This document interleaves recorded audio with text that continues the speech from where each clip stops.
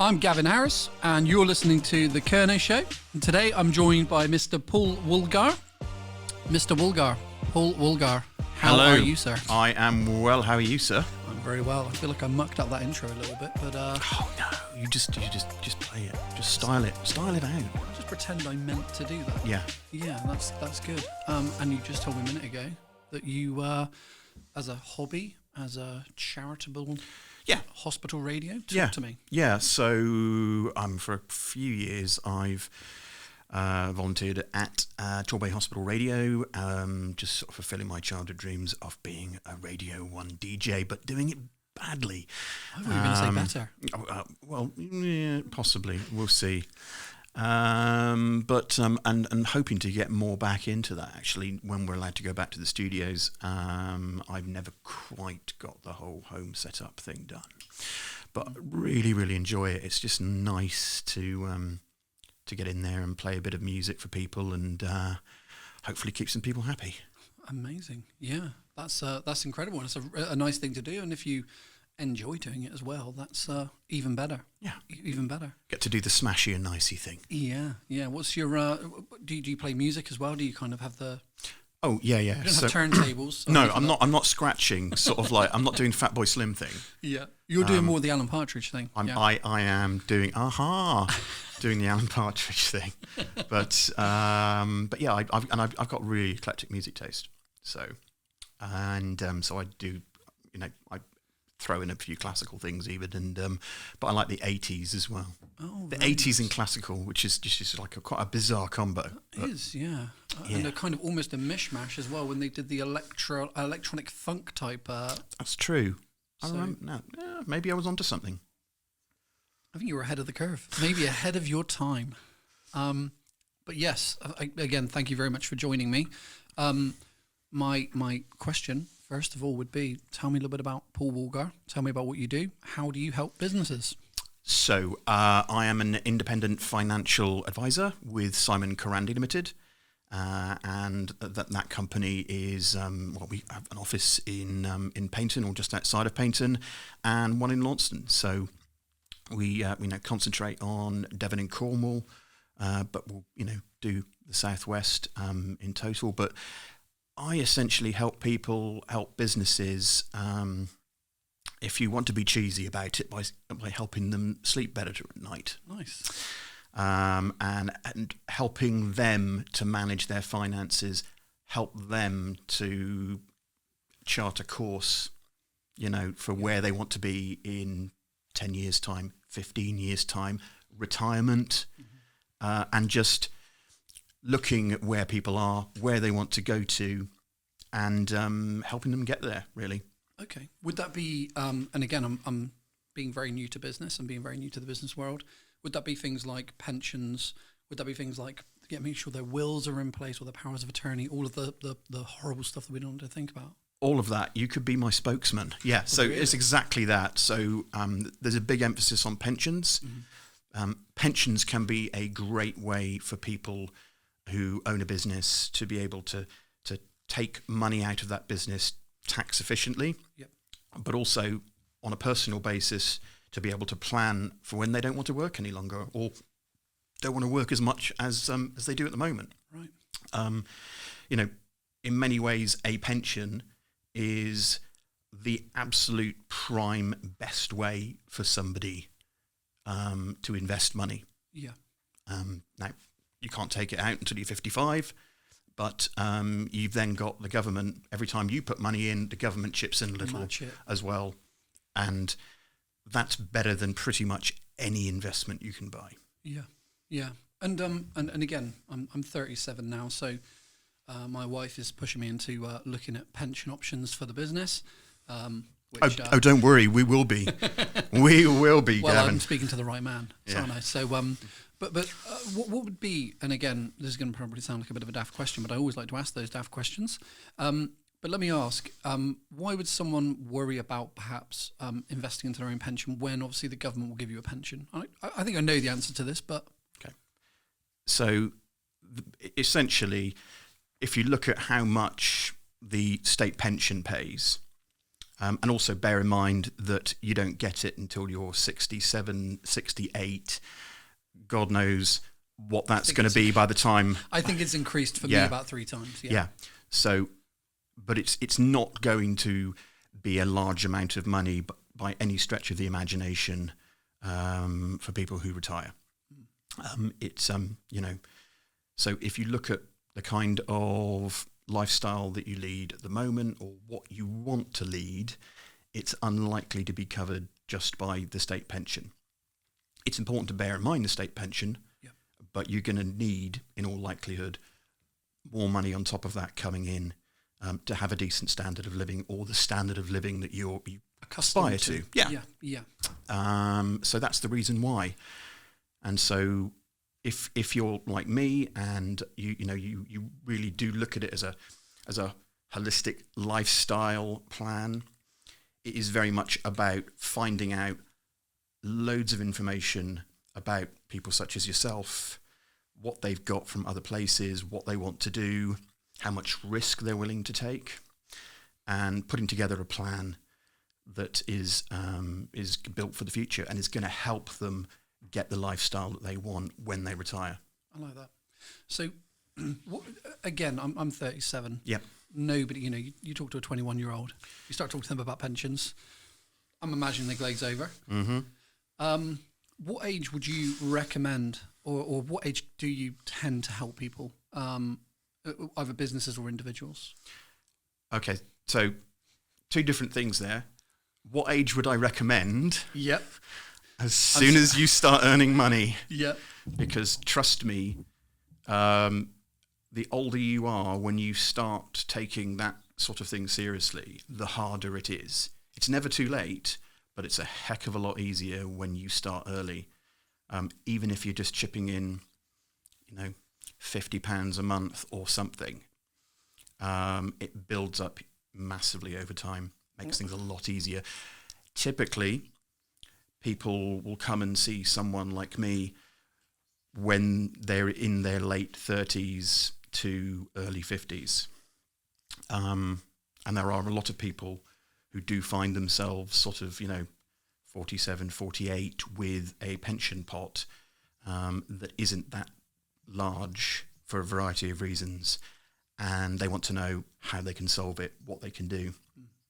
But it becomes, the longer you leave it, the harder it is to do it without making sacrifices, or a lot of sacrifices. Yeah, that makes sense. And I'm guessing obviously you offer kind of pension reviews, because I imagine if someone's had their pension with company A for 20 years, may not be being as efficient. Is that the right word? That's exactly. You're really good at this. Yeah, that's exactly the word. I know nothing about it. That's the thing, and we do need to have a conversation. That's exactly right, and it's important to bear in mind. I mean, I can speak for myself here, and my colleague Simon. We will review people's finances. We will review their existing pension plans, and if they're unlikely to benefit by doing something with us about it or moving it somewhere else, we will tell them that. And that's not something that I'm throwing out there flippantly. We really take it seriously. Yeah. We're not going to tell somebody to give us their money, their pension, if they're unlikely to be better off doing it. Yeah. And we spend a lot of time making sure that our recommendations are sound. I'm always happy for people to just, have a meeting with me, let me review their stuff, and I will give them, advice on what to do, whether it's worth them switching, that sort of thing. Yeah. And if it's not worth them switching, I'll tell them that, and good luck to them. And hopefully they'll remember me when they need something else, as being the nice guy that looked over everything, told them it was fine. Yeah. I think that's what I think most people are looking for that. But like you say, I imagine there are some people that maybe don't look at it in that way. It actually reminds me, well, I joined the army at 17, so I have a very, very small pension pot with the British Army that I think I get when I'm 58 or 59. It's not a lot, certainly not enough to retire on. But I remember when I first joined, my dad gave me some really good advice. He said, look, because when I joined anyway, All of my rent was paid, all my food was paid. So the money I got in my bank was beer tokens, as we used to call it at the time. So my dad said, look, if you get paid £1,000, put 500 away, put 250 away, put X amount away, put a percentage away every month. And then when you leave, you can have some money. And I didn't do that. But I told one of my friends who did that, and he, he's okay for money now. Let me put it that way, because he did it for 15 years. Obviously not the same as kind of putting it away in a pension, but again, I think it's that mentality, isn't it? And I imagine you speak to people that are sub 30 maybe, and it's kind of, do you know what? Look at that now in a decade or two. But you caught on something there though that I think is quite important, which is what you did is pretty normal. Yeah. And some people will resist coming to see someone like me because they feel like they've been foolish, and that that someone like me is going to turn around and go, what do you want me to do? And that's not the case. It's like no one's going to criticize you for doing exactly what 75-80% of the population do. Yeah. We'll try and help you sort that out. But it's important not to be embarrassed about it and bury your head in the sand, because actually there's stuff that we can do even later in life. I've had some brilliant success stories where people, I'll give you an example. I had one guy who was disabled on full benefits, and he vaguely remembered that back in the early 80s his mum had made him pay some money into a scheme. Wow. He didn't have any paperwork, didn't know anything about it, didn't even know what kind of a scheme it was. He thought, well, it might have been life insurance or what have you.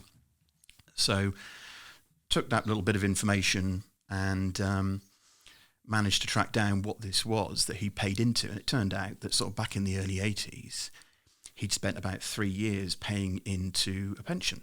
Wow. And he'd just that 3 years. And when I went to see him in, I guess it was 2019, that was now a life-changing amount of money for him. Wow. That he didn't even really know that he had. He sort of vaguely remembered. Yeah. There is stuff that can be done. Yeah. And actually, A, that's a brilliant story. B, the tragedy of it would have been, if he hadn't contacted someone like me, that money would just sit there.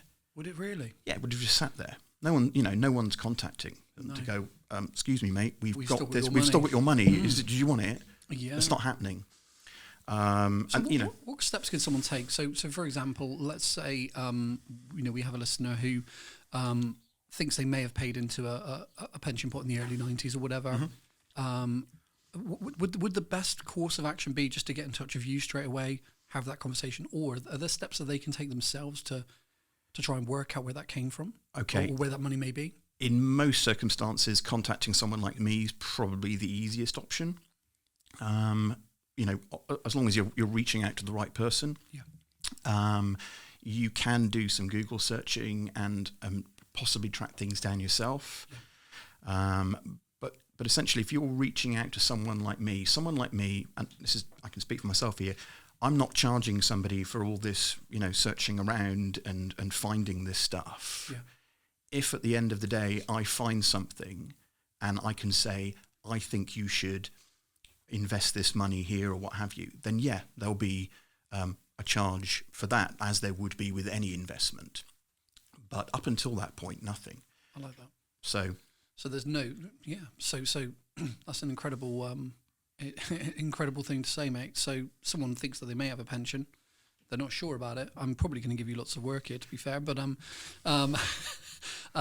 they basically reach out to you. You do the legwork. You find the pension for them. I like that. That's really cool. And again, I say this in all sincerity. If it's found and there's no need to do anything with it, fantastic. And sometimes there isn't. Sometimes these schemes that were taken out a long time ago have features and benefits in them that nobody in their right mind would do today. So yeah, so you wouldn't touch it. But also sometimes they can be the opposite. They can be really expensive. Yeah. And it's worth moving them, or they can be just not appropriate for where somebody is in life. Incredible. And again, we've obviously talked a lot about how you do things and why, obviously why you do things as well. But how's COVID affected you, and how's it affected business for you? It's been a weird. Well, I'm not. I realise I'm not gonna start any new religions with that kind of a profundity in saying it's been a weird one. Yeah. It's been a weird one for everybody. I think the best way in that it's got people used to just different ways of doing things, and I think doing things that are quite sensible. Yeah.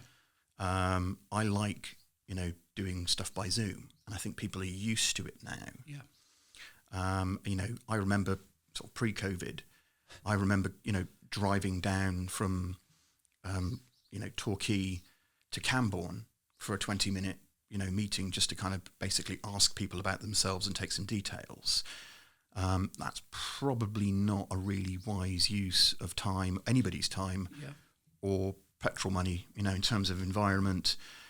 But also, I think doing things by Zoom and not sort of having this big formal setup of turning up with a briefcase at someone's house, it creates a nicer mood for people. Yeah. They don't get so uptight, and I think it can be a better atmosphere for finding out stuff about people. I suppose as well, it's like you say, it's a lot less formal, so maybe people won't feel as pressured into doing something, especially obviously, as you say, if you're doing it over Zoom as well. So. Yeah, that's incredible. And what's for the future then? Tell us about the future.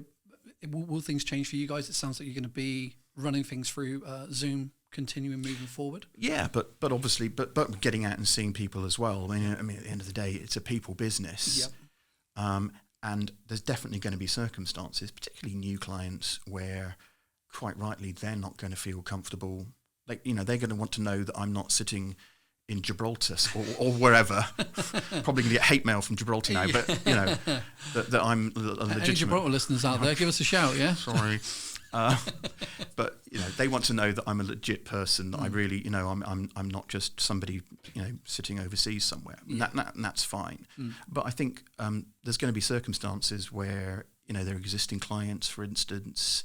And, it could be further away than Cornwall. Let's say they're up in London or what have you. Yeah. I think a lot of clients wouldn't want you to make a journey up there, for what may be a very short meeting.